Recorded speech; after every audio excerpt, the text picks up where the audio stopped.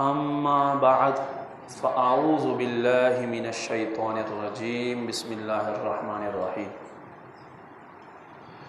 क़ालल्लाहु तबारक व तआला फ़िल क़ुरानिल मजीद वल फ़ुरक़ानिल हमीद फ़ी क़ुलूबिहिम मरदुन फ़ज़ादहुमुल्लाहु मरदा व लहुम अज़ाबुन अलीमुम बिमा कानू यकज़िबून। वक़ाल तआला फ़ी शान हबीबिही व महबूबिही मुख़बिरन व आमिरा इन्नल्लाहा व मलाइकतहु युसल्लूना अलन नबी या अय्युहल्लज़ीना आमनू सल्लू अलैहि व सल्लिमू तस्लीमा।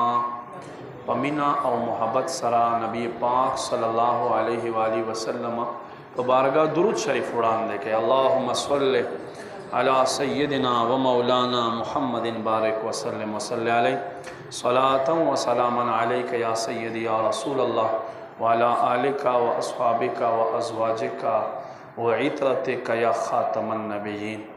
गिरामी कदर लरे निज़दीन रातलून को मशरानो कशरानो नौजवानानो स्पिनगिरो बुजुर्गानो मेलमनो और मेज़बानानो तासो टोलो तज़ तकरीर तरा तक दे पारा और जुमे औरज़े पर खुशाले की खुशामदीद हर कले वे। अस्सलामु अलैकुम व रहमतुल्लाहि व बरकातुहू। माई इज़्ज़तमंदो प तेरे जुमा के मूंगा तकरीर मौजू खुद फरेबी बल चाहता धोखा वर्कवल। नन ज़मों दी जुमे तकरीर का मौजू दे आगा हसद वबाल। हसद जान सरा कम आफतुन राउड़ी। दे कुरान मजीद सूरह बकरा आयत नंबर 8 नवाला तर आयत नंबर 19 पोरे दा दियार लस आयतुना अल्लाह द मुनाफिकीन पशान के नाजिल कड़ी दी चिता सो मुनाफिकीन उपे जने और द मुनाफिकीन कम अमलुना दी द ओहो अमलुना नता सो खपल जानना बच गए। नन बलसम नंबर आयत पर रोशनी के मूंगा बयान और एकाश कता सो हर जुमे त पाबंदी सरा राज़ई पर वक़्त बांधे नो दे कुरान तर्जमा बहु मुसरा कीगी तफसीर बहु मुसरा कीगी और ढेर सबता सो रास्ता कोई कोशिश कोई पखपला हम वक्ती राजे नूर हम जान सरा कसान रावलवई। सूरह बकरा आयत नंबर लसम के अल्लाह फरमाई फ़ी क़ुलूबिहिम मरदुन दे मुनाफिकीनों पजड़ुनों के बीमारी दा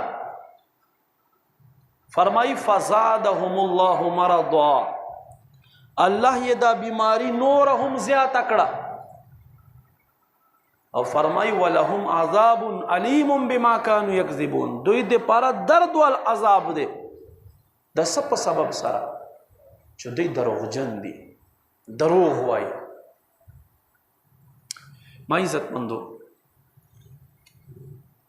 बीमारी मुनाफिकीन खो टिक टाको स्तरगे रोगे लासुने रोग खपे रोगे न चाहता द जड़ मरज न चाहता द शुगर मरज टिक टाको अल्लाह वली फरमाई फ़ी क़ुलूबिहिम मरदुन द दुई पजड़ुनों की बीमारी दा कमा बीमारी दा च दे मुनाफिकीन पजड़ुनों के वा दादा से कम नुकसान दे मरज दे च कुरान के अल्लाह जिक्र ओकड़ो तफासीरो दा वजाहत वर्कड़े दे च मुनाफिकीन यो द शक बीमारी व शक अल्लाह रसूल ज़ात मुतलिक द दुई शक न ख़त्म दो वे बे आमन्ना बिल्लाहि व बिल यौमिल आखिर अल्लाह मोहम ईमान दे अप आखिरत मोहम ईमान दे संगे छे प अतम उपनहम आयत के मुंह तिलावत करो खो अल्लाह फरमाई वमा हुम बिमुमिनीन ईमान वाल नदी या रबा ईमान वाल वली नदी पर दे वजह सरा चदोई शक लरी शक अल्लाह वाला रसूल मुतलिक जड़ के मजबूत यकीन नश्ता د شک مقابل چې دی هغه یقین دی. مونږ هم عزت مند په ظاهره باندې وایو چې مونږ الله په ذات باندې ایمان دی، رازق دی. دا یو ځان له یو موضوع دی. اوس خو چې تا په رب باندې دومره یقین دی، بیا ته خپل فرض مونځ ولې ورپاره پرېږدوې خپل رزق دپاره؟ دا خو یقین نه شو که نه؟ دا خو یقین نه شو. څنګه زمونږ اسلاف الله اکبر. حضرت امام ابی دنیا رحمت الله علیه په خپل کتاب کې لیکي، یو ځل حضرت عیسی علیه السلام پسې د ده حوارین ګرځېده، ملګري ورپسې ګرځېده چې پیدا یې کو پته نه لګي. دریاب سیند غاړې ته راغه، څو ګوري چې د الله قدردان او بغیر د پلار پیدا کیدونکی هغه شان او عظمت وال نبی په اوبو باندې له پاسه روان دی، اوبو باندې له پاسه روان دی، په سیند باندې له پاسه روان دی. حوارینو سره چې ملاقات وشو، هغه وایي قربان دا به مونږ ته طاقت توفیق میلاو نشي چې مونږ ستا په شان په اوبو باندې له پاسه ځو. حضرت عیسی علیه السلام څه ورته فرمایي؟ الله قدردان نبی حضرت عیسی علیہ السلام ورته فرمائی، ہاں اللہ په ذات میں دے قسمی تاسو هم اوبو لپاسه تلای شئ.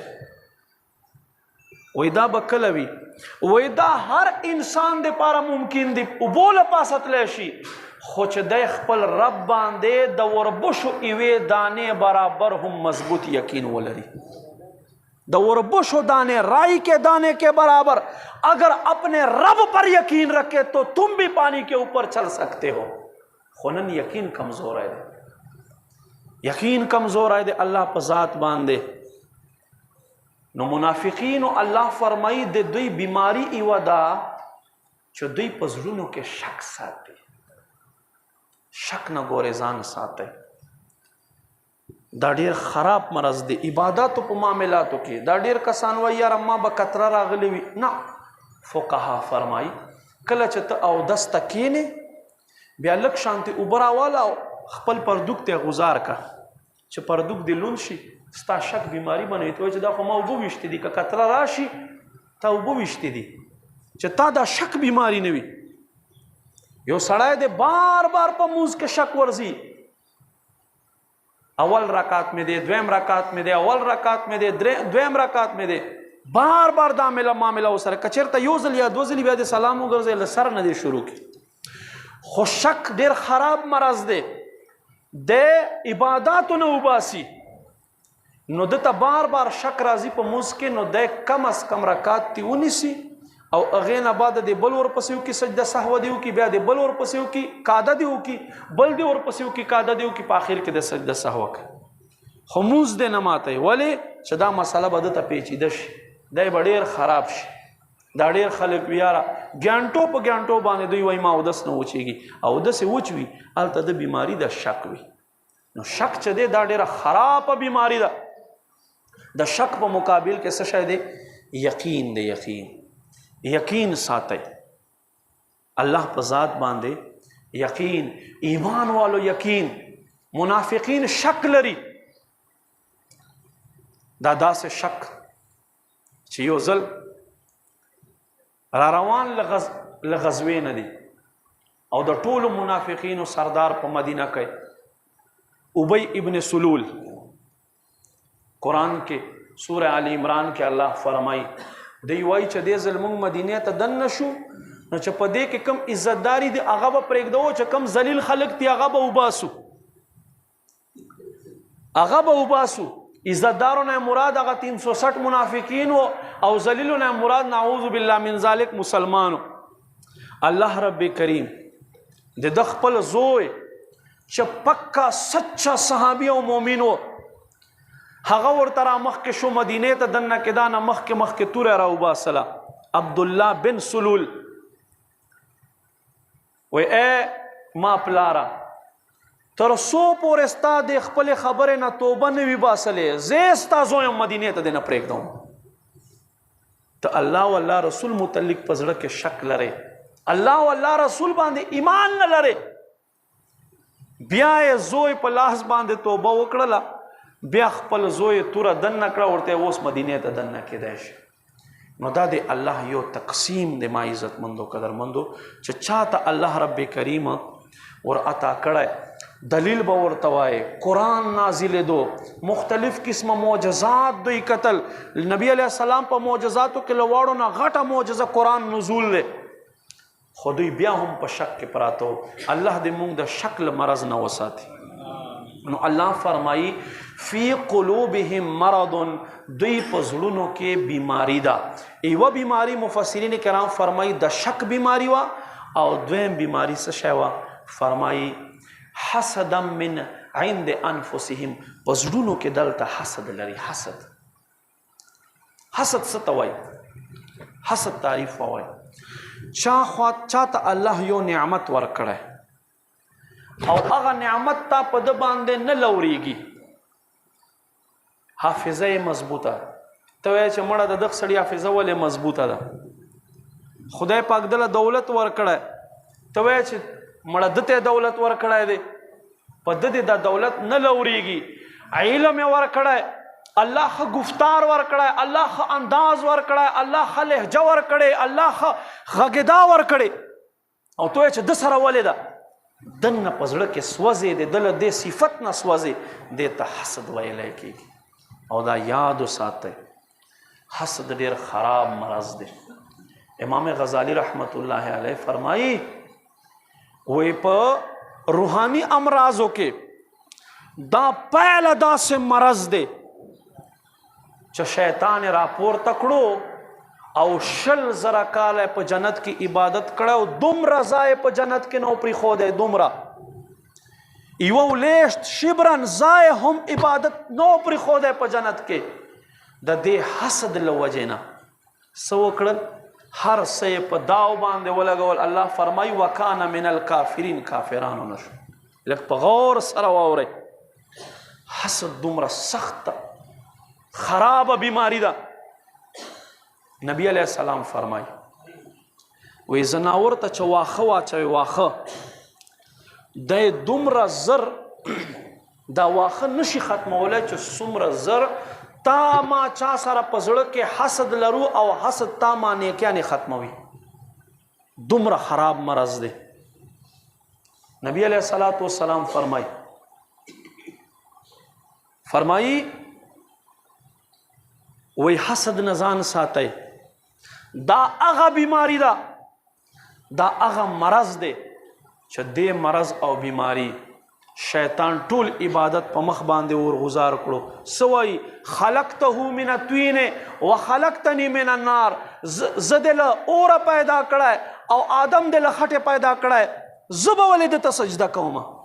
دا یې ونه کتل چې حکم د چا دی؟ حسد یې وکړو، وسوځېدو دننه، الله یې هر څه وران کړ. ما عزتمندو زمونږه په مخ کې زنانو کې دا غیبت او حسد بیماری زیاته، او زمونږ په سړو کې هم دا بیماری ده. دا نن چې دومره پارټیانې سیاسي جوړیږي او بیا دومره شدت اختیاریږي، د دې مین مسله څه شی ده؟ حسد دی. حسد چې یو تر بلی مونږ په زړونو کې ساتو، حسد دی. دې حسد طبعی ته وګوره، کم زمونږ ملک حالات روان دي، لخپل کلی نه شروع شه، زه پسې د کل پاکستان کې وګرځېږه. د دې حسد بیماری خلک کم ځي ته ورسوئ. دی مخکې شو، ولې مخکې شو؟ زه ولې نه مخکې کېږم؟ دا حسد دی. د سره دا نعمت دی، ما سره ولې نشته دی؟ چې ما سره نشته او د سره دی، د سره به ولې دی به هم زه خوږې ډوډۍ ته پرېنږدم. دا حسد دی. داسې یو خراب مرض دی. ما عزتمندو امام غزالی رحمت الله علیه فرمایي، حضرت امام قاضی عیاض رحمت الله علیه یو شاگرد بیمار شو. امام قاضی عیاض رحمت الله علیه د خپل شاگرد بیمار پرسی ته ورغی، تپوس لا توجه مشته، ټولو توجه دی. خاماشه حضرت امام قاضی عیاض رحمت الله علیه خپل شاگرد ته ورغی، تپوس لا چې ورغی وی بیمار دی، لږ تلاوت په ورته وکړه چې لږ سکون به ورته میلاو شي. تلاوت شروع کړو، چې تلاوت شروع کړه شاګرد ورته وایي مه وایه الله کلام بند کا ما ته تکلیف رسی. خیر د کلام بند کړلو تیراغه دا الک مړ شو، دا طالب علم مړ شو، خاتمه خراب وشوه. ولی چې په اخیر وخت کې دوی ما ته قرآن له تکلیف ملاویږي ما وایه گویا کې زه انکار ته کوم. امام قاضی ایاز رحمت الله علیه د شاګرد په دې اخیر خاتمه خرابېدا باندې دومره خفه شو سلويخ شپې سلويخ ورځې مسلسل الله ته وجړل، سلويخ شپې سلويخ ورځې وجړل، دومره زیات خفه شو. سلويخ شپې ورځې تیرې دانه بعد په خوب کې وکتلو چې فرشتو زنجیرونه ورچولې دي او دقه د امام قاضی ایاز رحمت الله علیه شاګرد چې دی دا زنجیرونه د اور رچولې دي او دوزخ ته راکاږي. حضرت امام قاضی ایاز رحمت الله علیه تپوس دی کې فلانیا ته خو په سبق کې هم خوې او دین هم ودرکې نو څه په وجه سره تا نه ایمان واخیستلی شو او ته نن جهنم ته روانې؟ هغه په سترګو کې اوښ کې وي وایي ای زما استاد محترم یو نه دوه نه درې بیماریانې ما کې وې، درې بیماریانې. یوه بیماري ما کې دا وه چې ما به چغلخوري کوله. چغلخوري څه ته وایي؟ نمیمه پارابی کې ورته وایي. ما تا ته یوه خبره وکړله ته لاړې یو داسې سړی دی چې ما سره نه لګي طبیعت ما نه قبلوي او ته ورشي هغه په ترخ کې کینې او ورته وایي چې فلاني خو تا متعلق داسې وي، هغه اسې هم ما سره نه لګي او نور هم راته غوسه شي او نور هم په زړه کې بغض کینه او حسد نه ډک شي. دې ته کینه وایي، کینه. او کینه چې وي کینه پرور سړی نبی علیہ السلام فرمای الله به په ورځ د قیامت په دوی باندې خارخ مسلط کی، داسې خارخ چې دومره به د ځان ګروي چې په خپل بدن باندې به په اډو کې له پاسه غوښه پرې نږدي. ما کې یوه دا بیماري وه او دویمه ما کې دا بیماري وه چې ما به له خپلو ملګرو نه په سبق کې حسد کولو چې دا فلانی ولې مخکې دی، فلانی حافظه ولې مضبوطه ده. بس ما کې د حسد بیماري وه، سوځېدم به له بل انسان نه. او دا بیماری زمونږ په معاشره کې عامه ده. حسد کوي خلک یو تر بله، سوځي یو تر بله.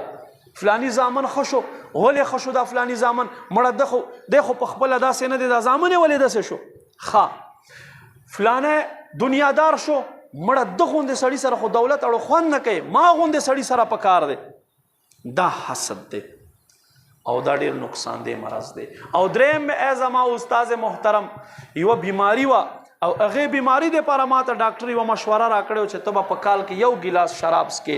ما به کال کې یو ځل یو ګیلاس شراب څکل. بس د دې درې بیماریو په سبب سره الله ما نه په آخر وخت کې ایمان واخیستلو. دا یاد وساتئ روزانه چې موږ جنازې اوچتوو جنازې پې باندې کوو څلور تکبیرونه پې باندې کوو، لازم دا نه دی چې دا به مسلمان مړ شوی وي، خو حکم شریعت ته ظاهر دی چې مسلمان په کور کې پیدا دی نو جنازه به یې کوې. کنې ګناه په وجه سره ډېر شی موږ به داسې ښخ کړي چې هغوی به ایمان نه وي. الله دې زمونږ ایمان حفاظت وفرمایي. الله فرمایي ولهم عذاب علیم، دې منافقینو دپاره ما درد وال عذابی خوده دی. یا رب ولې دې دا عذابی خوده دی؟ فرمایي بما کانوا یکذبون، دروغجن دي، دروغجن. دروغ خو داسې زمونږ په دې معاشره کې عام شوي دي چې څوک دروغو ته ګناه هم نه وایي. وایي مړه دا دروغ د چا پلار خو نه دي، لکه ګناه مونږ ته په ګناه نه ښکاري. نبی علیه الصلاة والسلام نه چا تپوس قربان کم یو سړی جهنمي دی؟ وایي دروغجن سړی جهنمي دی. وایي هغه څنګه؟ وایي دی دروغ وایي ګناه وکړي، بیا هغې ګناه له پاسه بله ګناه کوي، بیا هغې ګناه له پاسه بله ګناه کوي او دا ګناه چې دی جهنم ته ورسوي. فرمایي دروغجن سړی چې دی دا جهنمی دی. او الله فرمایي دا دروغجن چې دی دا به د جهنم سپي وي، سپي دوزخ ته به ځي خو د سپو په شکل کې به ځي، د انسان په صورت کې به نه ځي. هغه یو وختو چې زمونږ سلف صالحینو به انده ذکر صلحای تنزل الرحمه، نیکانو ذکر چې کوي الله رحمت نازلېږي. زمونږ صلحاو یو داسې وختو چې زما او ستا پیران پیر دستگیر شیخ عبدالقادر جیلانی قدس سره النورانی 12 کاله عمر دے مور له جیلان روان کړو بغداد ته علم دین دے پارا او په دې پرداګه کې یو جیب ورته جوړ کړی او 300 اشرفی ورکې خوې وای بچیا دروازې پورې وسره راغه علم حاصل وا خو چرته هم چتا باندې سکه سم معاملہ راځي زما خوګه بچیا دروغ بنوای اے زما بچیا دروغ بنوای. وای صحیح ده موره روان شو قافله روانه ده قافله غلو لوټ کړله چې لوټ کړله 10 کسان دي د قافلې 10 کسان دي. یو کس د خوا ته راغی وای ځوانه څه شته سره وای هاو وای څه شی دي وای دا 300 اشرفی دي ما سره. زمون ماشومان که نور په هیڅ نه پوهیږي که نه خو په دروغو باندې پوهیږي. دروغ زمون ماشومانانو زده دي.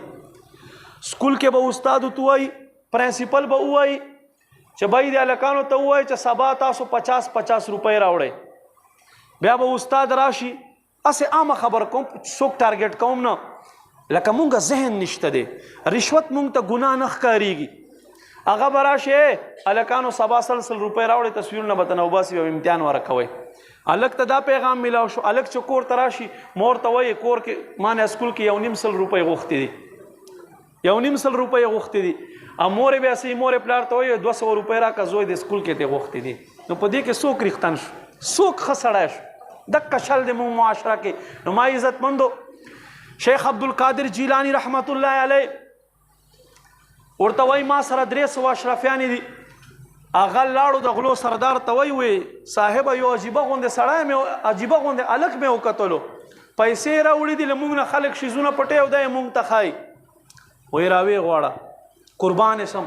شیخ عبدالقادر جیلانی رحمت الله علیه راوغوښتلو وایي بچیا غلو نه خو خلک خپل مال پټوي غلو نه خلک خپل مال پټوي څه وجه ده چې ته موږ ته دروغ نه وایې او ته موږ نه مال نه پټوي. وای دا دی له جهته زه چې له کور نه راوتم ما مور ما پسې رووته دروازې ته ما ته وی چې بچا زه په مخه دی ښه الله په امان الله په حفاظت کې خو بچا دروغ به چېرته نه وایې. وی ما خپلې مور سره جبه کړې ده زه د خپلې جبې نه نشم خوځېدی زه دروغ نشم ویلی. الله اکبر. ما عزتمندو هغه داسې الفاظ و هغه داسې تاثیر و هغه داسې عمل و هغه داسې کردار و چې 12 کاله عمر دی خو چې له خولې نه دا الفاظ ووتل د غلو سردار سترګو کې اوښ کې راغې وایي ته په دومره عمر کې خپلې مور ته دوکه نشې ورکولی زه دومره لوی سړی خپل رب ته دوکې ولې ورکوم لګی یم چې زه په خپل رب یقین نه لرم چې هغه ذات په ما له روزي راکوي هغه ذات زما رازق دی هغه زما خالق دی هغه به ما ساتي. څومره افسوس خبر دی په ما باندې په دقه وخت باندې 10 واړه غلو شیخ عبدالقادر جیلانی رحمت الله علیه په لاس باندې په 12 کاله عمر کې توبه وباسله او بیا داسې توبه وه چې نن نه چې راشه استاد جي په لاس ته توبه وکړه او بیا لاړې بهر کوې چې څه کوې داسې توبه یې وباسله. ما عزتمندو سیر الاسرار لیکلی دي چې هغه 10 واړه چې څنګه خپل زمانه کې په غلا کې مشهور و دقسې په خپل زمانه کې د الله په ولایت کې الله په دوستۍ کې مشهور وګرځېدل. څه شی غلا نه توبه غلا نه توبه وکړه دروغونه ځان کناره کش کو. الله فرمای منافقینو دویم عادت دا دی یو شک لري دویم عادت د منافقینو دا دی چې دوی څه کوي دروغ وایي او حسد کوي دا منافقین. نو ما عزتمندو د نن جمله بیان خلاصه نچوړ څه شی د سوره بقره 10 نمبر آیت مونږ واورېدلو چې مؤمن سړی به یقین لري الله په ذات باندې الله په ذات باندې یقین لري. نن زمونږ داسې حالات راغلي مخکې ورځو کې ما یو هلک ته وی مې ته علم پسې ولې نه ځې حفظ دې کړی دی کور کې مې نه پرېږدې وایي چې ته عالم شې بیا به ته رزق له کوم ځای نه پیدا کوې او دا زمونږ ټول دقسې یو که نه وی تا 3 زامن دي چېرته یو خو پکې عالم که یو خو پکې عالم که که نه نه کو. یاد وساتئ رزق ورکوونکی الله دی. دا نوکرانو زیات نه زیات 200 کاله کېږي. دې نه مخکې تاریخ وګوره ما الحمدلله کتلی دی. برې صغیر پاک و هند شانتې خوشحاله خلک په کل ځمکه باندې نه و، ولې چې دا ټول تجار و. 200 کاله مخکې نوکریانې نه وې. نو دا حضرت آدم علیه السلام نه واخله تر اوسه پورې حضرت عیسی علیہ السلام 2000 کاله کېږي، حضرت موسی علیہ السلام 3000، حضرت ابراہیم علیہ السلام 4000، حضرت نوح علیہ السلام 6000 کاله کېږي، آدم علیہ السلام پورې 9000 کاله کېږي. دا 9000 کاله خلکو څه خوړل؟ دا ګوره الله په ذات باندې یقین کم دی. الله په ذات باندې یقین لرئ، هغه داسې ذات ته فرمایي من یتق الله، څوک چې الله نه ویریږي یجعل له رزقا من حیث لا يحتسب، فرمای زب داسې زینه د رزق ورکوم چې د ګمان هم نوي چې زه له داسې زینه ورکوم. الله رب کریم دې مونږ ته په خپل رب باندې کامل یقین ساتلو توفیق نصیب کی، دروغونه او حسد نه بچ کېدا توفیق نصیب کی. آمین. الحمدلله رب العالمین. یا رب کریم یا رب کریم پروردگار عالم ته زمونږ صغیرا کبیرا گناهونه معاف کې. مولا سم واوریدل په دې باندې عمل توفیق نصیب کې. مولا څومره چې زما دلته رونه راغلي دي جمعې مونځ ته ای کریمه د ټولو اول خیر کې د ټولو آخر خیر کې ای مولای کریمه برکت